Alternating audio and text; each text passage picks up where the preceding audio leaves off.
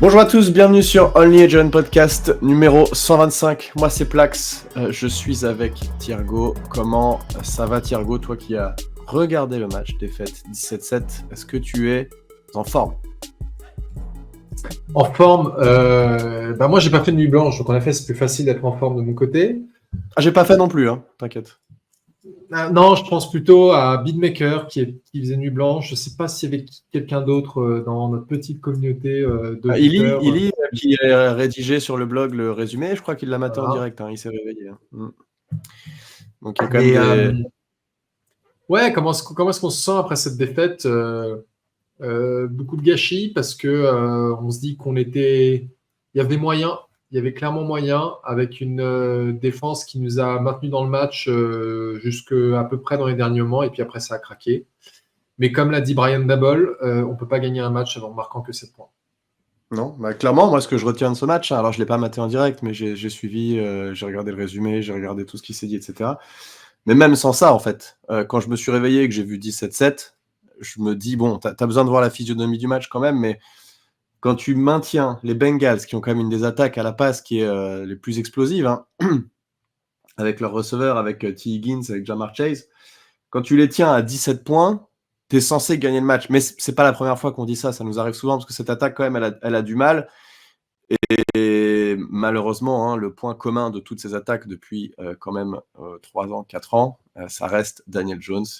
Et on va en parler, mais voilà, il a fait des bons matchs sur les 3 derniers matchs. Il a fait des matchs, et globalement, même, c'était même le titre d'un des résumés de podcast que j'avais mis, c'est il est bon, mais il n'a pas le truc en plus qui te fait gagner les matchs, malheureusement, et ça se confirme une nouvelle fois. On va revenir dessus. Je sais pas, tu veux commencer par quoi? Qu'est-ce qui t'inspire? Qu'est-ce que tu as envie d'évoquer en premier? La défense, l'attaque, Daniel Jones? Je sais pas, comment tu le sens? Je te laisse démarrer si tu souhaites. Ouf, qu'est-ce qui m'inspire? Est-ce qu'on rentre dans le dur du sujet maintenant, dans ce Allez, petit débat qu'on a animé pré-podcast, et dont certains ont été témoins? Ouais, bah vas-y, raconte, donne ton avis sur ce que tu allais dire et puis on va en parler. Alors, juste pour remettre les choses en contexte, on a une discussion entre Plax, Illy et moi-même, et Illy me demandait qu'est-ce que j'ai pensé du match. J'ai dit, ouais, la défense s'est bien démerdée. Par contre, c'est juste inacceptable de se prendre 47 yards, un TD de 47 yards par Joe Burrow à la course, sur une 3e et 18. Hein. Ce à quoi tu as répliqué, non, mais c'est pas ça, la défense est liée pour rien, c'est la faute de l'attaque. Sauf que c'est pas du tout le sujet. Moi, je parle d'une action, je dis pas que c'est l'action qui nous a fait perdre le match, loin de là. Je dis juste que 3e et 18, déjà, a priori, tu es censé savoir défendre ça, mais bon, ça peut passer, ça arrive tout le temps, il n'y a pas de souci. Putain, 47 yards par un QB qui court pas, ça pique quand même. Hein. Ça fait, et le problème que j'ai en fait avec ça, et là, c'est pas du tout lié uniquement à la défense, c'est que c'est le 3e, si ce n'est le 4e, le 3e match où en fait, d'entrée de jeu, on fait une grosse bourde et on commence avec 7 points de déficit. Quoi. Et parfois, ça a marché, mais là, clairement, contre une équipe des Bengals, ça passe moins bien, même si, comme on l'a dit, jusqu'au 4e quart-temps, on a bien tenu. Donc, il a été un peu neutralisé, ce mauvais play. Oui. Qu'est-ce que tu en penses, toi? Alors, moi je vais dire ce que j'en pense. Déjà, la première frustration globale de ce match, c'est que sur les 6 matchs qu'on a joués, il y en a au moins 3. Donc, en fait, sans compter le premier, parce que le premier c'était quand même un peu à part. Mais sur les 5 derniers matchs, on en gagne 2, on en perd 3. On doit clairement en gagner. J'ai envie de dire 5. J'ai envie de dire 5, mais non, en tout cas, c'est des matchs qui à chaque fois on avait moyen de faire quelque chose. C'est pas des matchs où on a été complètement largué. Bref, bon, ça c'est une chose et c'est frustrant parce qu'on pourrait avoir un bilan qui est bien meilleur que celui qu'on a. Et si on avait pour moi un vrai quarterback, ce serait le cas. Maintenant, je reviens à la défense. Alors, effectivement, tu as dit, oui, la défense a bien joué, mais ce jeu. En fait, moi, ce qui m'a marqué dans ce truc-là, alors déjà, j'étais en train de me lever, donc j'étais encore dans mon lit et j'ouvre un œil et je vois que vous êtes en train de dire ça. Ce qui, moi, me choque dans ce que tu dis là, c'est que, enfin, choc, c'est un grand mot, parce que ça me choque pas vraiment, mais parce que je connais ta méconnaissance du football et donc je suis pas surpris. Euh, Non, le truc que je reproche quand tu dis ça, c'est que ce qui te vient le premier en tête en parlant de ce match, c'est « Oh, ils ont raté une 3e et 18 et il a mis… » Oui, ok, effectivement, c'est pas normal. Mais pourquoi c'est le premier truc qui te vient en tête? Ça, je trouve que c'est pas Mais normal, encore une sachant fois, que l'attaque n'est que 7 points. C'était un commentaire sur la défense seulement. Oui, mais pourquoi c'est ça qui te vient en tête en premier? C'est pas ton commentaire, il est juste. Non, mais ton commentaire, il est juste, je suis d'accord que c'est pas acceptable. On s'en fout. Si j'ai envie de commencer par les special teams et de te parler du fait qu'on a un kicker qui a loupé 2 field goals et qu'on va devoir probablement retrouver un nouveau kicker, je suis pas en train de te dire que tout le match a été décidé sur ce play-là. À aucun moment ça n'a été dit. Je comprendrais que tu aies eu cette réaction outrancière si j'avais dit on a perdu le match parce qu'on a concédé un TD de 47 yards à Joe Burrow. C'est pas le cas. C'est pas du tout le cas. Mais en fait, ce que je veux dire, c'est que c'est un play qui est suffisamment rare pour Joe Burrow, j'ai envie de dire. En tout cas, c'est encore une fois, ça aurait été Lamar Jackson, tu dis bon, Lamar Jackson, ça arrive. Lamar Jackson ou même un Jalen Hurts. Mais là, quand tu as une statue qui te met un TD de 47 yards, tu vas te dire putain, mais en fait, les mecs. Et encore une fois, là, pour le coup, c'est pas lié qu'à la défense, c'est lié à toute l'équipe parce que les special teams sont foirés, l'attaque a foiré, tout le monde y est passé. Hein. Et tu as envie de dire, mais il y a quand même un petit problème de discipline qui est rattrapé après. Hein. Heureusement, là, pour le coup, bravo au coaching d'avoir su garder les mecs dans le match en disant écoutez, c'est pas grave, on y va, on a encore 4 cartons devant nous, on peut remonter le coup et on aurait pu remporter ce match malgré cette bourde, comme on l'a fait sur d'autres matchs. Mais c'est juste que c'est saoulant, quoi. Après, on est tout à fait d'accord que la cause principale, et on parlera, on va commencer par le positif en parlant de la défense, en oubliant ce play et en parlant de la défense, mais on est d'accord que la cause principale de la défaite contre les Bengals, c'est bien entendu l'attaque et principalement Daniel Jones. Oui, complètement. Donc c'est pour ça que c'était ce qui m'a étonné quand vous avez parlé de ça et que c'est ça qui vous vient en tête le premier, encore une fois, c'est ok, mais c'est un fait de jeu. Maintenant, je vais quand même nuancer sur une chose. Non, ce qui m'est venu en tête le premier, c'est que la défense a bien joué. Ce qui m'est venu en tête le premier, c'est que la défense a bien joué. Oui, mais t'as pas. Ouais, enfin, moi, ce qui me vient en tête le premier, c'est même pas que la défense a bien joué, c'est que l'attaque a été à chier, quoi. C'est ça qui me vient en tête le premier. Ça devrait être le premier truc, en fait. Marquer 7 points à cette défense, c'est juste pas possible. Et ça, c'est pas excusable pour le coup. Donc voilà, bon, moi, c'est le truc qui, moi, me serait venu en tête en premier si on me demande à quoi tu penses quand tu vois ce match, bon, bah, qu'on met juste 7 points, en fait, c'est pas possible. Et Daniel Jones, c'est pas possible non plus qu'il fasse une interception comme ça, où son bras est retenu. Enfin, tu n'es pas censé la lancer, prends le sac, j'en sais rien. Et oui, les special teams, il s'est passé plein de choses dans ce match, mais globalement, l'attaque a été mauvaise, la défense maintient les Bengals à 17 points, ce qui est, comme disait Illy dans le résumé, presque un petit miracle en soi. Donc voilà, quand tu limites les Bengals à 17 points, tu dois gagner ce match. Voilà, il n'y a pas de doute. Maintenant, ouais, moi j'aimerais bien parler de cette attaque parce que. Défense, comment ? Tu veux commencer par attaque ? On peut commencer par attaque. Ouais, ça me saoule en fait. Parlons des trucs négatifs tout de suite parce que Daniel Jones, donc qui finit, je suis en train de regarder ses stats, 22 sur 41, 205 yards. Il se fait saquer que 2 fois, donc ça veut dire quand même que ça tient à peu près. Un rating de 57,5, c'est misérable. 0 TD, une interception. Daniel Jones en prime time, c'est 1 victoire et 14 défaites ou un truc dans ce genre-là. Enfin, c'est absolument 17. Ridicule. C'est moche. C'est n'importe quoi. Et donc, oui, ok, il te manque ton running back 1, mais je suis désolé, Tyron Tracy, il joue super bien, il fait des très belles actions, il est physique, il perd pas la balle, enfin, il est top. Moi, j'adore ce mec, et plus ça va, plus je vais le kiffer. T'as quand même des receveurs, t'as Darius Slayton, t'as Wendell Robinson. Et Daniel Jones, en fait, ce qui me fait chier, c'est et je lui mets sur le dos cette défaite. Hein. Franchement, je lui mets sur le dos parce que l'interception, c'est pas bon. Oui, ok. Alors oui, il y a 2 field goals ratés, ok. Mais il se prend une interception alors qu'on avait remonté le terrain et qu'on était sur le point de marquer.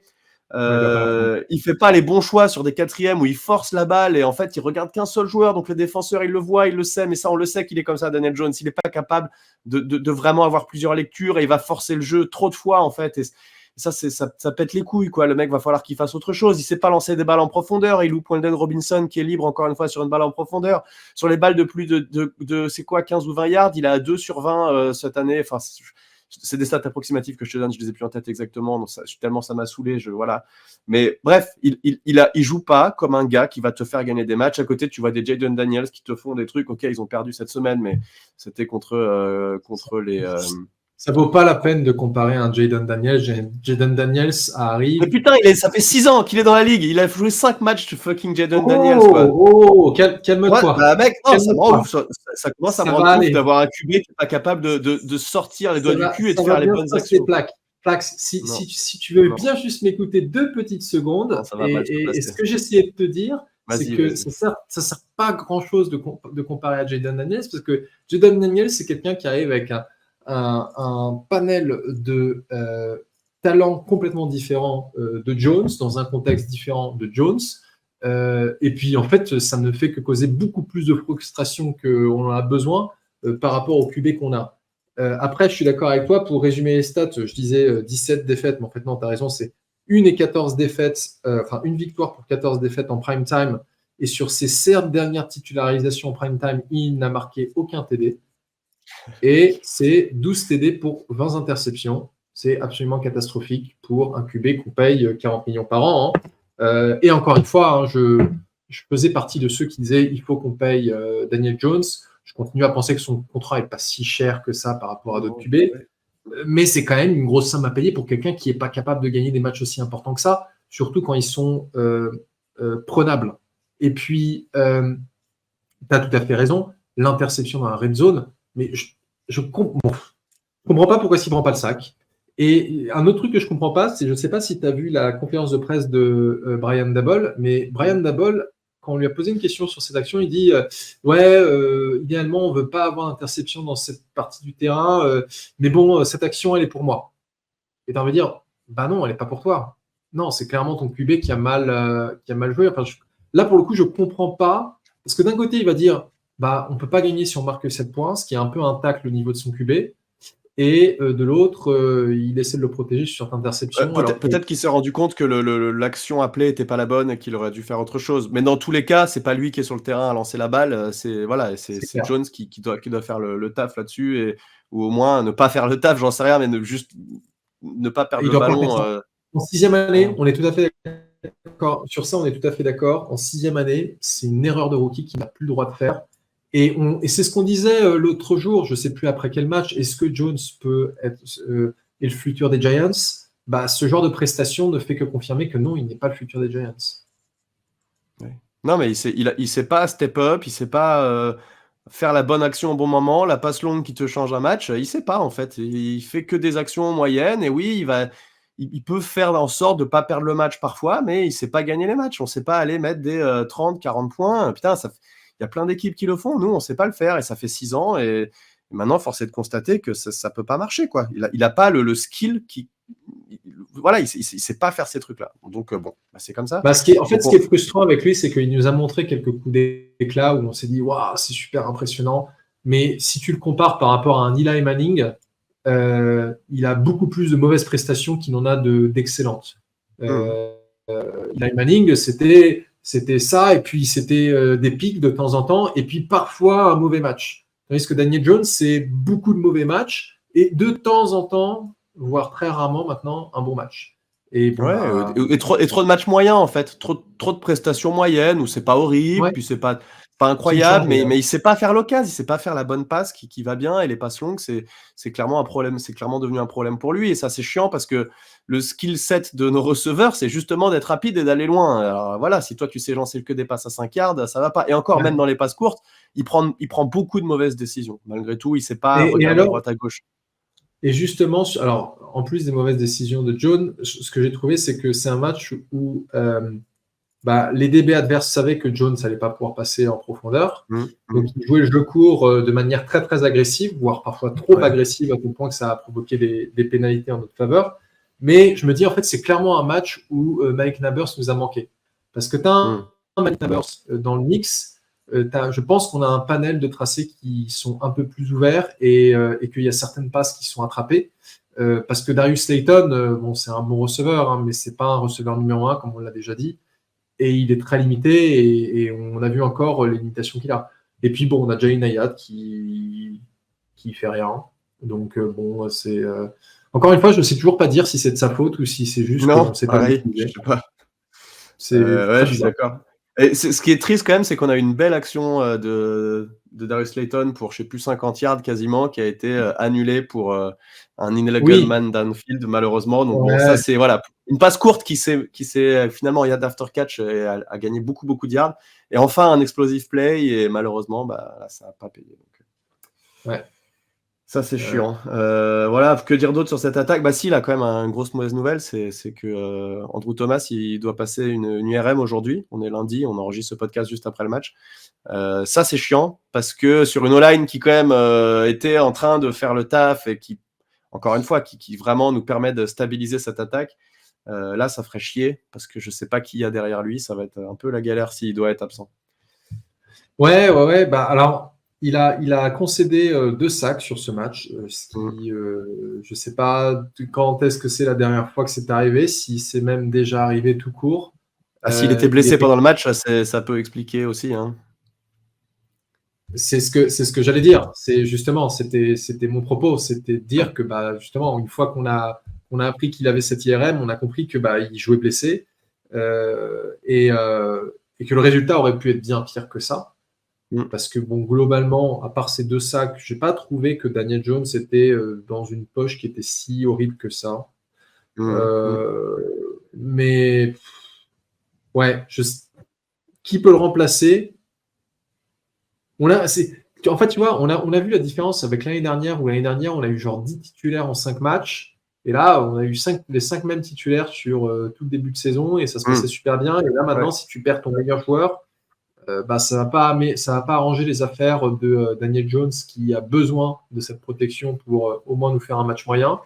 Et, euh, et puis Tyron Tracy, alors c'est un gars qui a une très bonne lecture, je trouve, mais qui a aussi, bah, tu vois, son TD, c'est du bon blocking, hein, Bien et sûr. puis, donc on a besoin de tout ça. Ouais, non, non, il fait que 50 yards à la course sur ce match, Tyron Tracy. Par contre, il fait 57 yards à la passe, tu vois, donc il a encore un match à plus de 100 yards. Donc il est Ouais. explosif, quoi. J'aime bien, j'aime bien. Je trouve qu'il va au contact, il a pas peur, c'est cool. Enfin, c'est un bon receveur. Euh, Ouais, mais voilà, encore une fois, contre cette défense, marquer 7 points, bon, il y a des occasions manquées, des trips pardon, des voyages en red zone qui se concluent pas encore une fois, ou qui concluent par une interception, 2 field goals ratés, on l'a dit. Voilà, tu dois mettre au moins 20 points, quoi. Voilà, tu gagnes 27 ce match, c'est pas volé et c'est normal en fait, c'est ce qu'on aurait dû faire. Donc voilà, c'est frustrant et ça fait chier de perdre encore un match comme ça. Donc on se retrouve avec un bilan de 2-4 qui est assez misérable, avec 0-3 à la maison. Putain, ça c'est quand même terrible. Ouais, Euh, ouais. ça pique. Ça Bon, pique vraiment. et encore une fois, tout n'est pas négatif dans cette attaque, hein. C'est vrai que voilà, on met que 7 points, mais c'est pas comme si on avait été catastrophique, on n'est pas capable de driver du tout. Enfin, c'est pas le cas. Donc c'est marquer que 7 points, c'est juste frustrant. Ouais. Euh, Défense. Parle de quelque chose d'un peu plus positif.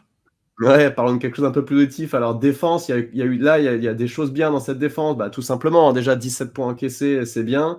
On a Tyler Nubin, rookie, qui est. Et je pense que je suis pressé de faire le bilan d'intersaison parce qu'il y aura beaucoup de choses à dire sur tous nos rookies et j'ai l'impression que cette draft est bonne et la draft dernière aussi était bonne et c'est plutôt encourageant d'avoir un GM sur du long terme. Et de toute façon, on le sent hein, que globalement, cette équipe, quand même, enfin, il y a des trous encore, mais globalement, elle est cohérente et il y a quand même des choses intéressantes. Tyler Nubin, donc je disais 9 plaquages, 5 solos, un plaquage pour perte. On a Brian Burns qui fait peut-être son meilleur match chez nous depuis qu'il est arrivé, 8 plaquages, 4 solos, 2 plaquages pour perte, 1 sac, 2 QB hits, donc ça c'est vachement bien. Encore Dexter Lawrence qui nous fait un sac, évidemment, comme d'habitude. Voilà, il ne va pas s'arrêter là. On est à 4 sacs au total sur ce match. On a toujours la meilleure défense en termes de sacs qu'on a réussi à réaliser. 7 plaquages pour perte. Alors, on a un fumble recouvert et malheureusement, alors là, c'est terrible parce qu'au moment où c'était encore jouable, où il y avait, je crois, 10-7, les Bengals, leur running back, fait un fumble. Alors là, c'est spécial Giants, hein, le fumble, il ne réussit pas à être recouvert et finit par sortir des limites du terrain. Et donc, les Bengals reprennent la balle et nous marquent un TD derrière. Ça, c'est quand même un fait de jeu aussi assez décisif et qui aurait pu changer le match.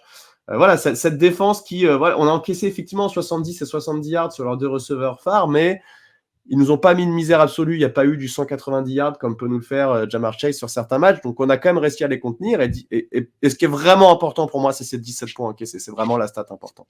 Je sais pas, toi, ce que tu penses. Alors, on va pas revenir sur ce jeu, ce jeu raté. Je peux quand même dire un truc là-dessus. On n'a pas besoin d'y revenir, surtout qu'on sait tous que c'est moi qui ai raison.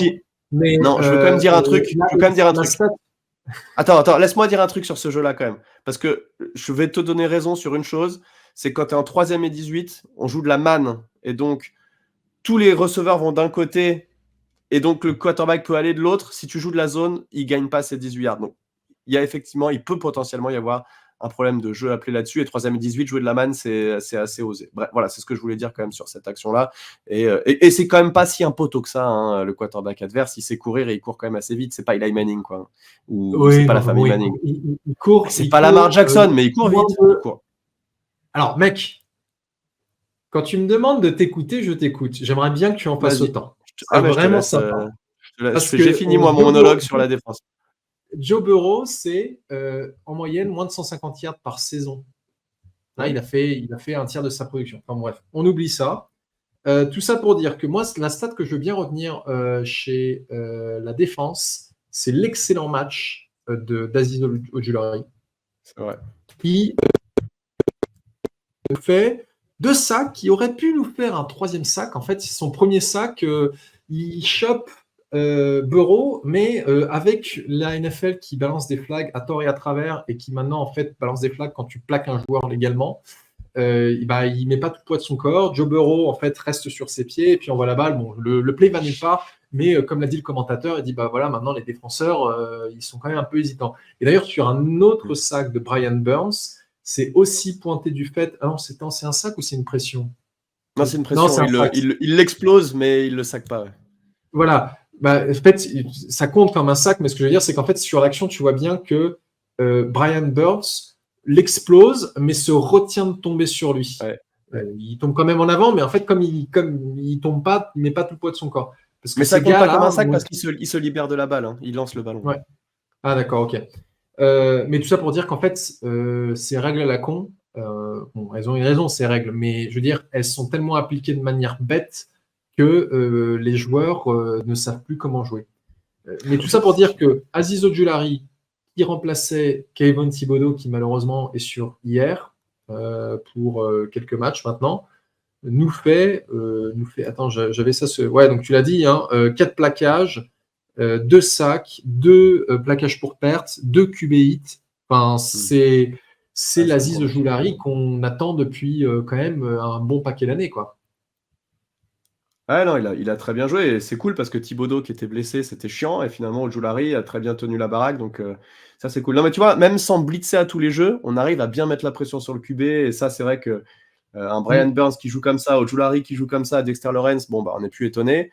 Finalement, tu arrives à mettre la pression de manière assez constante sur le quarterback adverse, même si la O-line elle est bonne hein, des Bengals, hein, c'est pas la pire O-line de la ligue, loin de là, donc tu vois, même contre des bonnes O-line, on arrive à faire quelque chose et ça c'est plutôt satisfaisant d'avoir ça comme résultat. Donc, moi, je suis plutôt content de cette défense. Et un autre rookie aussi qui... alors, Ojulari n'est pas du tout un rookie, mais je fais le lien par rapport à Tyler Nubin que tu as cité. On a Drew Phillips aussi qui était en titularisé comme CB2.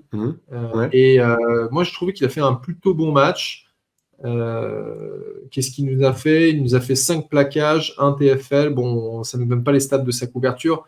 Mais il était, comme on l'a déjà vu sur des semaines précédentes, il est partout sur le terrain.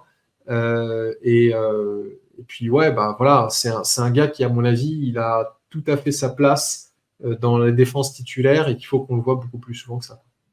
Et c'est marrant, je suis en train de voir Casey Crater, le long snapper, qui fait 2 plaquages. C'est rigolo, ça. Ouais.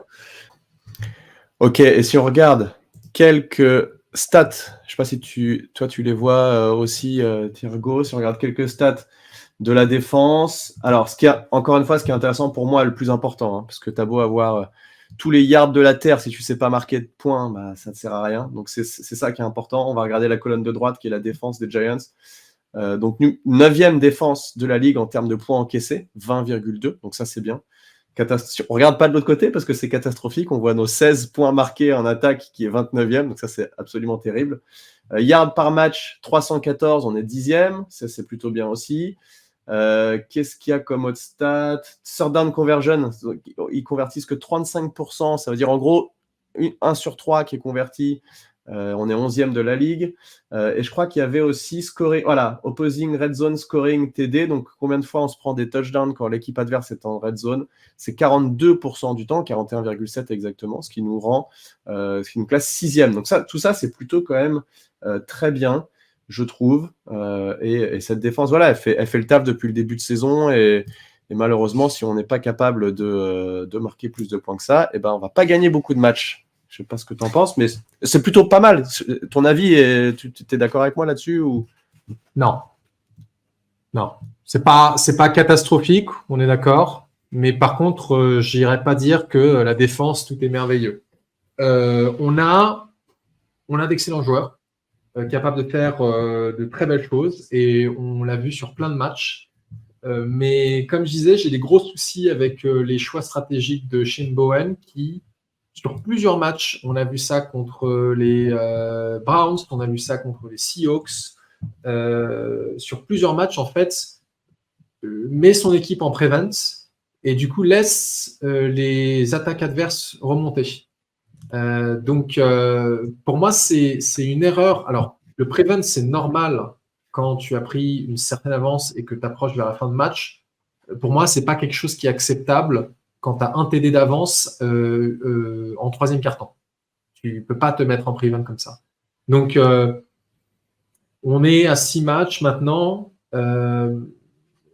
J'aimerais voir quand même de la part de Shane Bowen un peu plus de régularité dans son play calling. On a vu un match, je trouve, qui était, hormis la bourde dont on a parlé en début de match, le match contre les Bengals, c'est assez complet défensivement. Donc ça, c'est un point de satisfaction, c'est très bien. Mais pour moi, aujourd'hui, on a une défense de tableau alors que sous Martindale, on était dans le top 10. Alors, Martindale était quelqu'un de toxique. Non, pas du tout. On est bien content qu'il soit parti. Mais... Hein? Je ne suis pas d'accord. Il faut Pardon? qu'on retrouve les stats. Retrouvons les stats de l'année dernière, mais je ne suis pas d'accord qu'on était une défense top 10 avec Martindale. Hein. Pas du tout. Hein. Alors là, franchement, ouais. Je suis... Est-ce que je peux voir sur mon site? On regardera, mais pour moi... C'est certainement une défense qui est beaucoup plus agressive et qui est... Ouais, mais ça ne veut pas dire qu'on était meilleur. Provoquer des turnovers. Regarde combien on était classé en termes de points. Je n'irais pas non plus dire que la défense aujourd'hui est un sujet de satisfaction globale, parce que non, c'est pas le cas. Il y a quand même des gros axes d'amélioration. Ouais, enfin, être 9e en termes de points. Être 9e en termes de points encaissés, moi je trouve que c'est vachement bien. Je t'ai donné toute une série de stats où on est à chaque fois 9e, 10e. Alors oui, on n'est pas 2-3, oui, mais on n'était pas du tout. Tu m'as donné les belles stats. Ouais. Bien sûr. Oui, mais on est 14e en yards à la passe, 18e en TD à la passe, 28e en interception. Pas génial. Oui, mais à la fin du compte, qu'est-ce qui est important? C'est les points, tu es d'accord? En fait, ça dépend comment on se place. Je me rappelle d'une discussion qu'on a eue à quelques matchs où tu m'expliquais que c'était plus important d'avoir des belles prestations individuelles que le score final. Je parle du match des Commanders. Oh mon Dieu. Ouais, ok, Thiago, d'accord. Alors, notre ami Martindale, pour te donner un exemple, 2023, on était 10e en TD à la passe, 3e en interception. On était horrible à la course. Ça, c'est tout à fait vrai. Ok, et dis-moi combien on avait en termes de points encaissés. Points encaissés, on était combien? On était... c'est parce que les 2 dernières saisons. On était 26e. Donc ça, c'est 2023. Mais c'est pas qu'une histoire. Je suis d'accord avec toi. Au final, c'est celui qui marque le plus de points qui gagne. Mais ce que je veux dire, c'est que le bend and don't break, ça marche pour moi dans des équipes où tu as des attaques qui sont très prolifiques parce que tu peux te permettre que ça fuite une fois de temps en temps si ton don't break break un peu. Là, aujourd'hui, c'est pas le cas. Et ce que je reproche en fait à Shane Bowen, et encore une fois, je dis pas que le résultat est catastrophique. Pour moi, c'est c'est du médiocre plus, mais ça pourrait être mieux. Et j'aimerais en fait qu'on reste un peu plus agressif, au moins jusqu'à ce qu'on ait une bonne avance quoi, de deux possessions. Putain, et je te trouve ultra dur, quoi. Tu dis c'est du médiocre plus, alors qu'on Ouais. prend 20 points par match, quoi. Putain, sans déconner, je sais pas ce qu'il te faut, quoi. Ok, il faut... En fait, médiocre plus, c'est 20 points par match. Toi, tu trouves que c'est médiocre plus? Encore une fois, t'écoutes pas, hein, Plax. Ce que je t'ai dit, c'est OK, les points, c'est bon. Par contre, il y a des problèmes de play calling. On n'est pas assez agressif en début de match. On laisse les équipes revenir. On commet des bourdes comme donner un TD de 47 yards à Joe Burrow à la course. C'est ça ce que je reproche à cette défense. Je ne vais, Ouais, je vais pas tout simplement ignorer ça parce qu'on se dit, ouais, bon, en fait, on fait que 20 points par match, donc c'est bon, la vie est belle. Non, la vie est pas belle.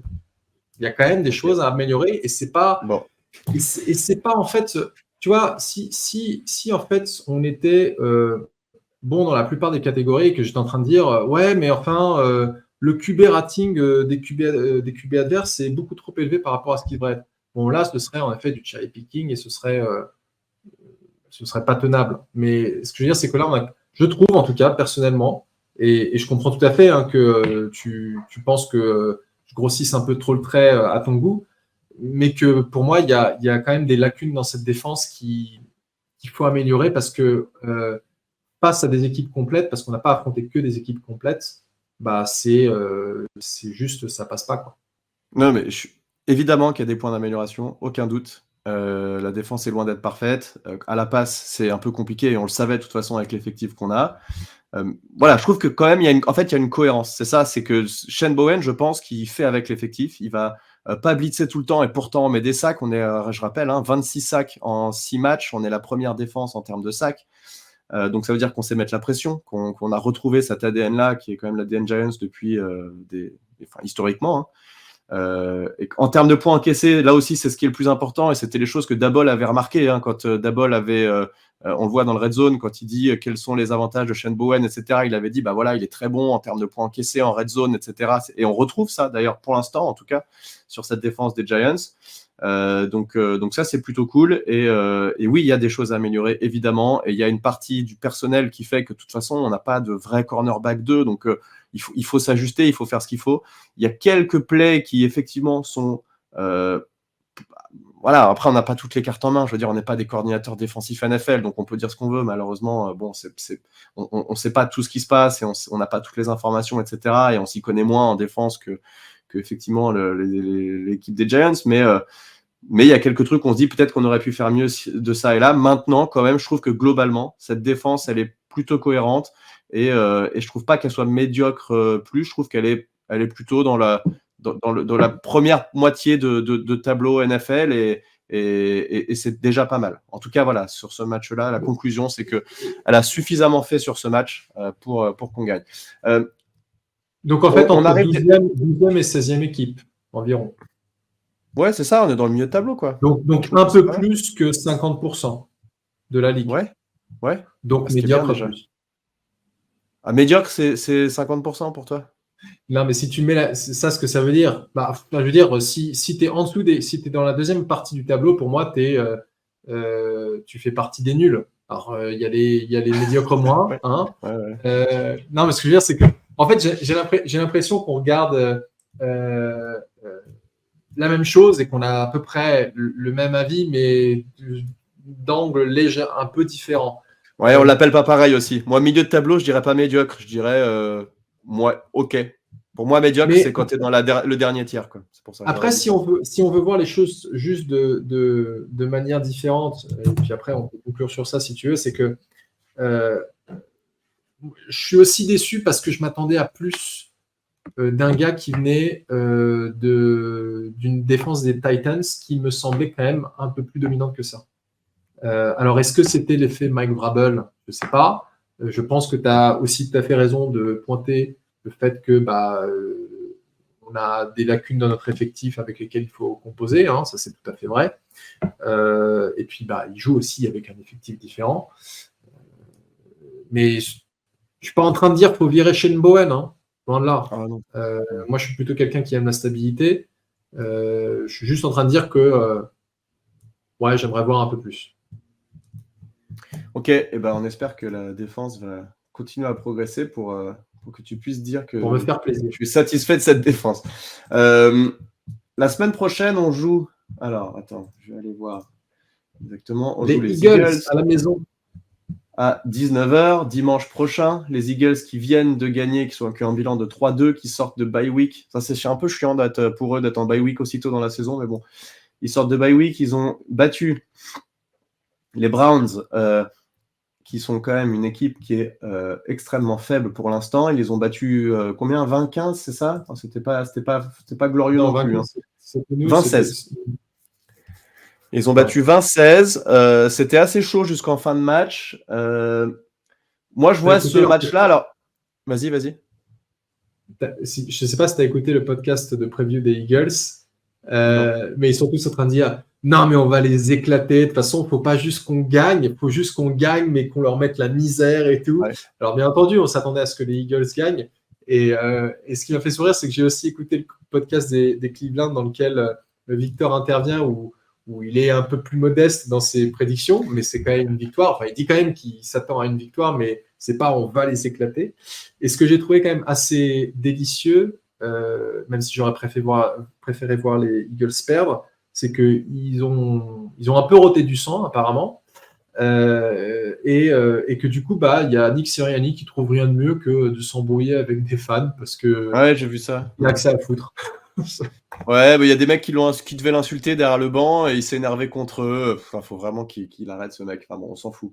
Qu'il reste le head coach, moi ça me va très bien en vrai. Je suis en train de regarder ce qu'ils ont fait au dernier match. Alors, Jalen Hurts, il fait un rating de 126, 16 sur 25, 264 yards, 2 TD, 0 interception. Bon match de sa part apparemment. Non, Barclay, ouais, mais Barclay a été bien muselé. Il fait que 47 yards. Et en fait, il a récupéré sur ce match-là ses 2 receveurs, hein, parce qu'il n'a pas eu AJ Brown et Devonta Smith pendant 2 matchs, donc effectivement, c'était plus compliqué pour leur attaque. Et ils prennent un TD, alors leur attaque, ils n'arrivent à rien faire, les Browns, hein, ils font quasiment rien sur ce match, mais ils prennent un TD sur, je ne sais pas si tu as vu, mais ils ont fait l'action similaire aux Giants. Oui, j'ai vu. Voilà, bon, ça s'appelle la Giants maintenant d'ailleurs. Ils sont déjà en train de dire que ça va donner lieu à... Ouais. Vas-y. Je me demande si la NFL en fait va changer cette règle parce que j'étais en train il y a un truc qui marche un peu trop bien, il l'empêche, sauf si c'est le touche-push. Et putain, j'allais dire quelque chose pareil. Sauf si c'est le touche-push, là, on s'en fout, il n'y a pas de problème, on peut laisser le touche-push, c'est des gars. D'ailleurs, c'est quel match? Les Eagles, je ne sais plus, sur le red zone, j'ai vu à un moment donné, ils sont à 2 yards de marquer. Ils font touche-push, ils gagnent un yard, touche-push, ils gagnent un yard, touchdown. Voilà, super, bravo, putain, quel jeu incroyable, ça c'est du beau football, les Eagles, magnifique. En tout cas, on les rencontre la semaine prochaine pour clairement 2 équipes qui sont, pour l'instant, on va dire moyennes, hein, très moyennes même. Alors, même si eux, ils ont un bilan de 3-2, ils sont pas du tout satisfaits de ce qu'ils font. Ça reste toujours mieux que nous avec un bilan de 2-4. Mais ça semble pas du tout injouable. En tout cas, j'y vais pas comme... moi, en début de saison, en intersaison, je m'étais dit, Eagles, c'est pas la peine, ils vont être beaucoup trop forts, on peut rien faire. Là, je suis pas du tout dans cet état d'esprit-là. Et d'ailleurs, dans tous les matchs qui viennent, je me dis qu'ils sont à peu près tous jouables. Par contre, ce qui va nous manquer par rapport au match l'année dernière, où on les a éclatés sur le dernier match de la saison, c'est un QB, puisqu'on avait Tyrod Taylor qui avait fait des super passes. Je ne sais pas si tu te rappelles de cette bombe qu'il envoie, une passe qui fait 50 yards en longueur, mais également 50 yards en hauteur pour Darius Slayton. Là, on n'aura pas ça. Hein. Clairement, ce n'est pas Daniel Jones qui sait faire ce genre de choses-là, donc ce ne sera pas dans le même registre. Mais ça semble quand même jouable. En tout cas, j'espère qu'on va pas se prendre 40 pions dans la gueule. Et d'ailleurs, ça me fait penser que les Cowboys se sont fait atomiser ce week-end. Humilié. Ils ont pris ultra cher. Ah ouais, c'est une humiliation. T'as vu, c'est quoi leur score? 47-7. Les Lions, ils leur ont tellement rush. C'est la plus grosse défaite des Cowboys depuis que Jerry Jones est propriétaire de l'équipe. Et en fait, les Lions, alors je ne sais pas c'est quoi le truc entre Dan Campbell et les Cowboys, mais il les aime tellement pas qu'il a fait marquer un de ses linemen, quoi. Le mec, il n'avait plus rien à foutre. En même temps, quand tu mènes d'autant... il n'a plus rien à foutre. Mais pour les Eagles, oui, je suis d'accord avec toi qu'en début de saison, on s'attendait à se faire éclater sur ce match. Là, ça semble un peu plus prenable. Je suis néanmoins inquiet d'avoir à affronter un Saquon Barkley surénergisé qui en fait revient devant le public new-yorkais qui aura la hargne quoi, de dire bah voilà, tout ce que vous m'avez fait bouffer quand je suis parti, bah, je vais vous le faire ravaler. Après, oui, avec notre défense médiocre plus, on devrait s'en sortir. La défense médiocre plus. Ça va être le titre du podcast. Non, j'ai pas le droit de dire ça. Et juste, attends, c'est chez eux ou chez nous? Parce que si c'est chez eux, on a peut-être une chance de gagner. Si c'est chez nous, c'est défaite automatique. Hein, donc ça, c'est pas cool. C'est chez nous. Bon, bah voilà, c'est donc une défaite pour les Giants contre les Eagles. Bon, au moins, c'est pas un prime time. À 15-6. Oh mon Dieu, putain, mais marquons plus de points que ça, quoi. Mais si on perd, au moins qu'on ait marqué des points, s'il vous plaît. Je préférerais perdre, mais qu'on ait marqué plein de points plutôt que perdre avec un match à 15-6. Ça serait trop relou. Ouais, j'espère qu'on va récupérer Nabers aussi. Hein, parce que le protocole commotion, je trouve un peu longuet. Ouais, et ça, malheureusement, je veux dire, c'est imprévisible. Tu n'as aucune idée. Ça peut durer encore rien du tout et il revient dès le prochain match ou encore 2-3 semaines, t'en sais rien. C'est malheureusement. Ouais, mais c'est sûr que ça ferait du bien d'avoir un Malik Nabers. Ça, voilà. Il n'aura juste pas de quarterback qui pourra lui envoyer la balle, mais sinon, ça fera plaisir de le voir sur le terrain. Voilà, on arrive au bout. Merci Thiergo pour ce podcast, pour nous avoir parlé, nous décrypter cette défense médiocre plus des Giants. Et puis, on se retrouve la semaine prochaine. Évidemment, ce serait tellement beau qu'on gagne, s'il vous plaît, les dieux du foot. Faites en sorte de nous faire battre les Eagles, qu'au moins ça nous met le foot. Petit Jésus du foot, fais-nous battre les Eagles, s'il te plaît. Ça peut nous changer une saison complètement de battre ces Eagles. Donc voilà. Allez, merci à tous et à la semaine prochaine. Ciao.